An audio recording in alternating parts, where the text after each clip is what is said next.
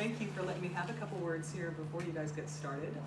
First, I want to thank you for letting me come in to talk to you a while ago about grant writing.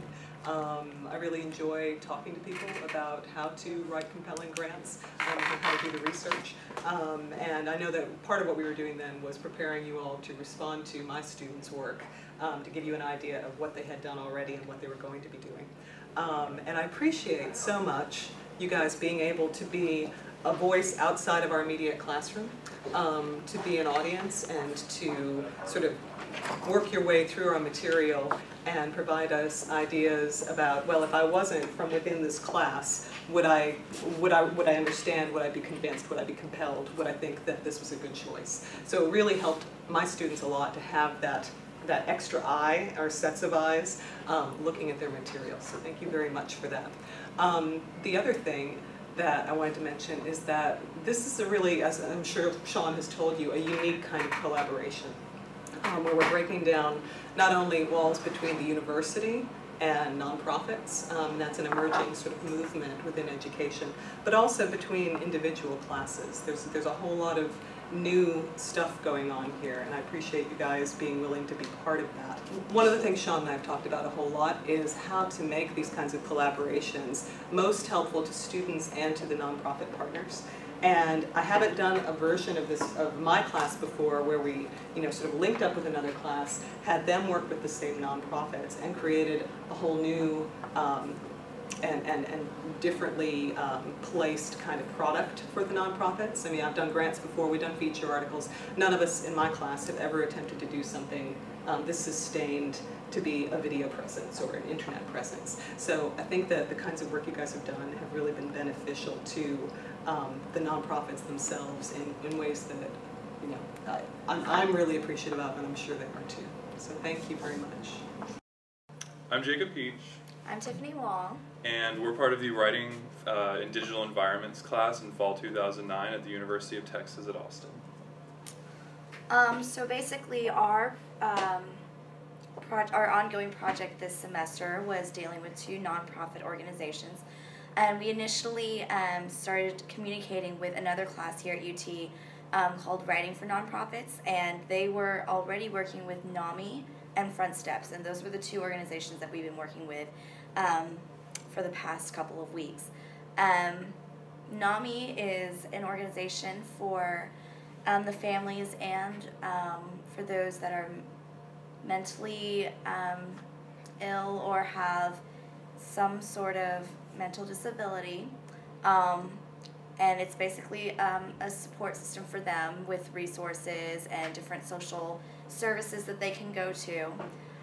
Front Steps is basically a resource center for the homeless. Those are both located in Austin. So we worked with their websites. So we created maps and videos for their websites to increase their online presence, so and to create a bigger audience for them. For example, NAMI, they're trying to reach a bigger audience of different age groups, not just the current age group that they have. So what we have done is we've created Google Maps for their website and little mini documentaries, including interviews.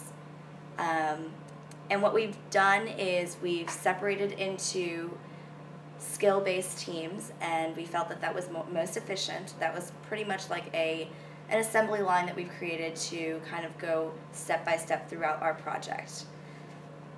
And Jacob will have a couple words.